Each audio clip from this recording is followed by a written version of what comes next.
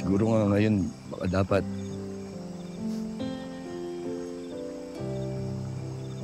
piliin mo na muna yung sarili mo. Kung saan ka mas magiging komportable. Alam mo ba, kung bakit naniniwala ako?